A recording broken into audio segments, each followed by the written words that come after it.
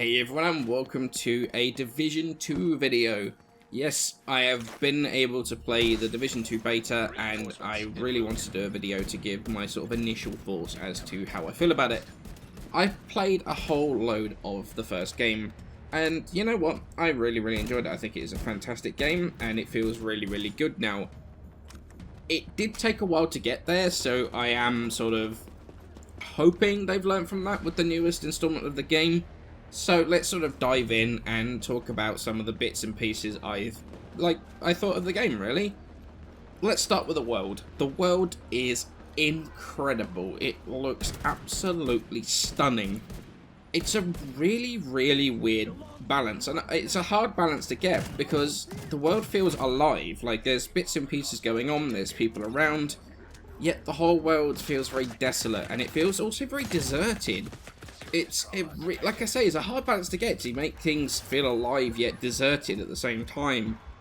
The world is stunningly crafted. Like, there is just loot everywhere, there's just rubbish everywhere, destroyed cars, like car accidents, like things that have clearly happened in the past. Like, you can get a semblance of the past just by sort of looking around.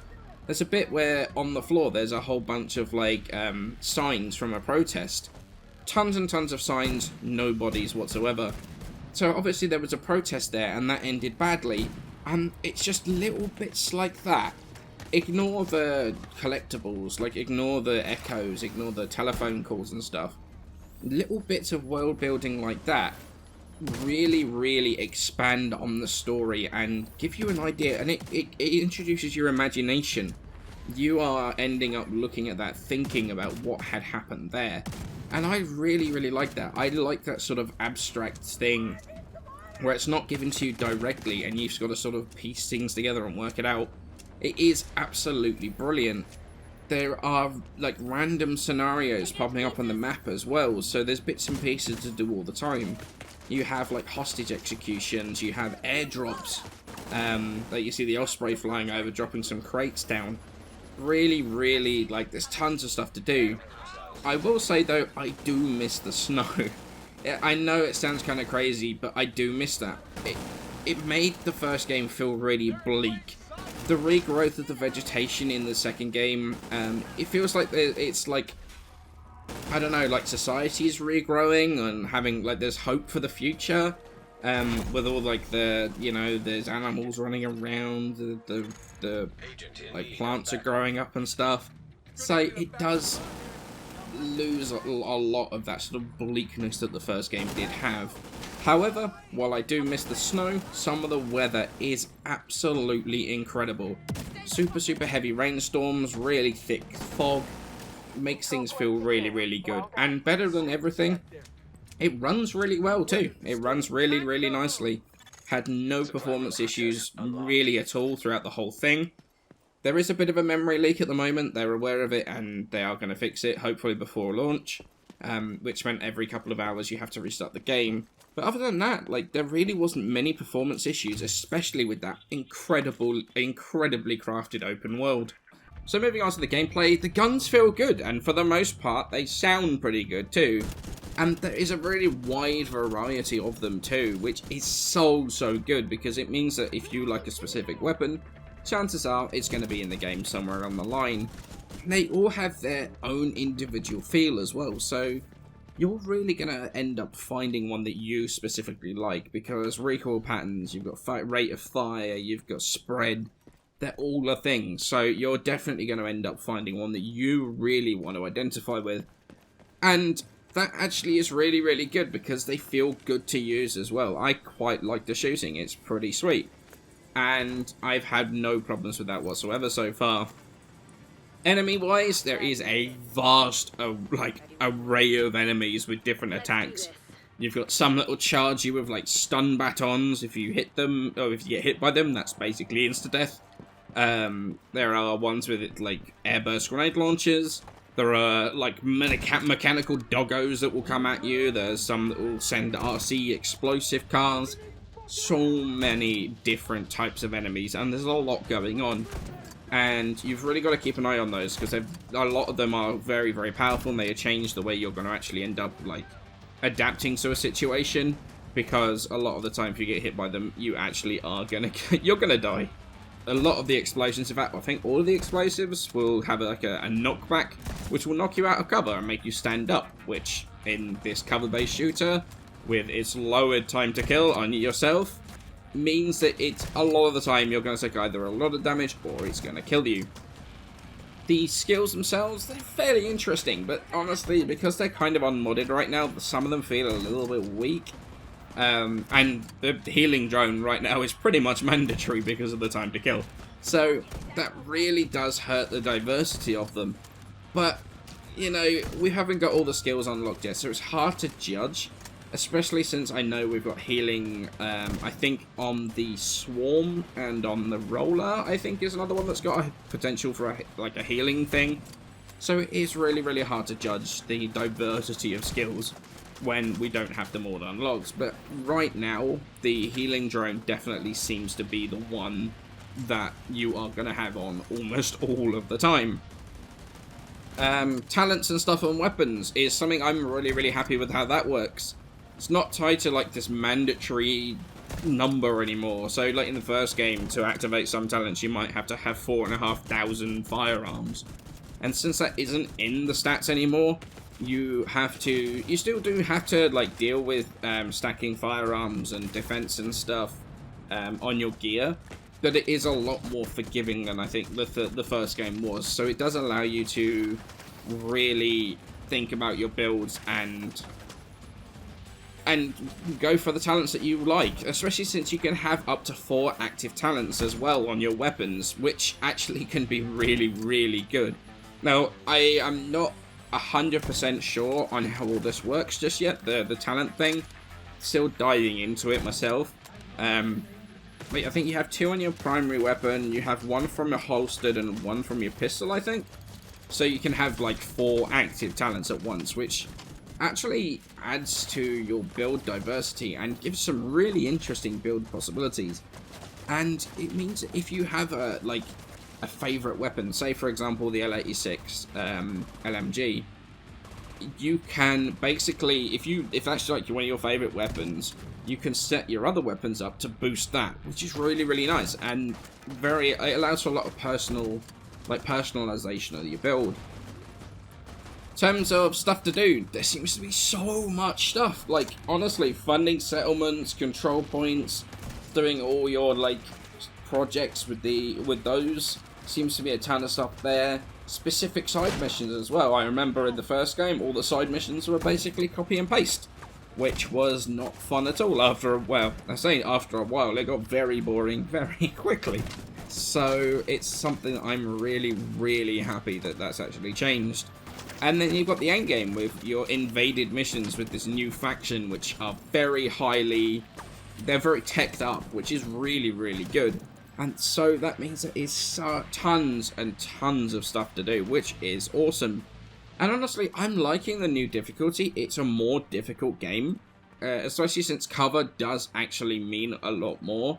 However, I do have some complaints about the game so far. And so that praise of the difficulty comes with a bit of a caveat, to be honest. While the world, the visuals, enemy design, overall gameplay, they feel really, really good to me, and there's a really solid game there, one thing feels like we've gone backwards. Difficulty scaling feels off the charts yet again.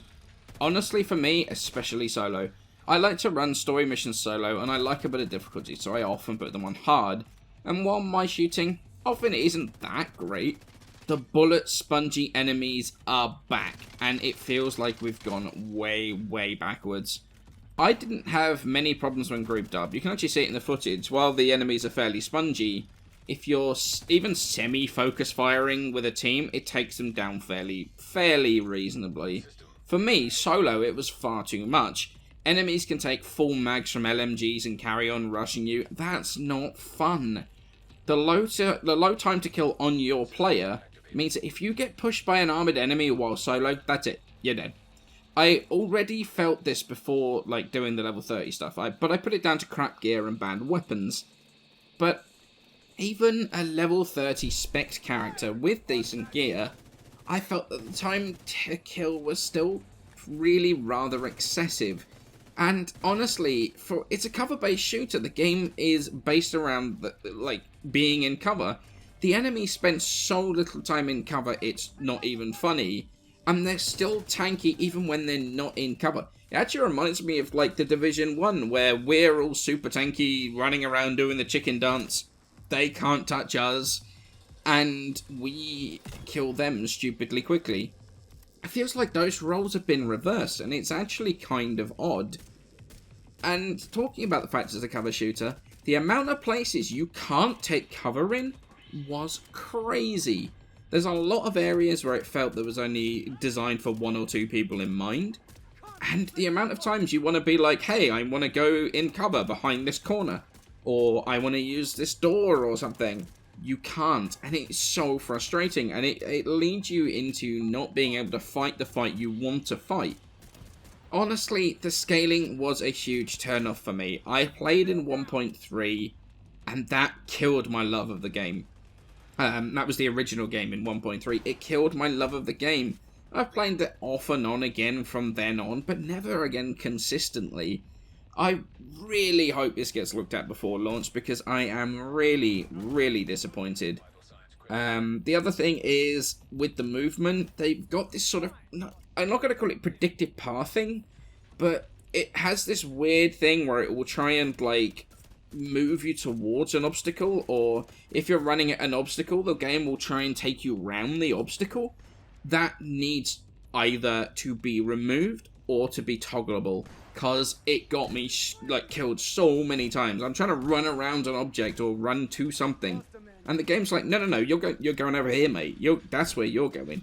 And that's not what I want. I want control of my character. I don't want the game to try and do it for me. That's not helpful, and it just leads to me dying because I'm trying to do a thing, the game's saying, no, I'm doing this instead, and that just leads to frustration on the player. That needs, as I say, removing or to be toggleable, so that those people that hate it, like myself, can get rid of it. Other than that, though, it ran pretty well, apart from a memory leak that meant it needs to be restarted every couple of hours, plus Delta issues. The amount of times I was trying to solo a hard mission, and they are pretty hard, and they take it, you've got to take it slow, and I would run into a Delta issue and be disconnected, and it was really, really frustrating. Plus, there is lots and lots of bugs. It's very, very buggy. There's a whole bunch of things, like trying to disassemble stuff. It's half of the time the disassembling doesn't work. There's a lot of bugs that need to be fixed before launch, but honestly, I think a lot of them are likely to be, because unlike Anthem, which was a demo, this is a legit beta. They are on the forums listening to our feedback. I've been on there a fair amount this last couple of days, and there are posts from the massive guys saying that, you know, listening to our feedback and taking feedback from the thread. So they are listening, which has me... It kind of has me hopeful that the bullet spongy stuff will actually get fixed. It was something that we looked at and we saw in the trailers, and there was a response saying that these things are still being balanced, don't focus too much on the trailer, and unfortunately it's actually ended up being like that. So it's one of those things that, yeah, like I say, I really hope they look at. But the thing is, I want to play the game. I really, really want to play the game. I think it has a very solid, very good core underneath. The gunplay is good. The weapons are good. The mods, there's so much, like, personalization, customization. The monetization is going to be, as far as I understand, it's just going to be cosmetic stuff. Honestly, I don't care about that. As long as it's cosmetic, I don't give a damn. All the DLC for the first year is free.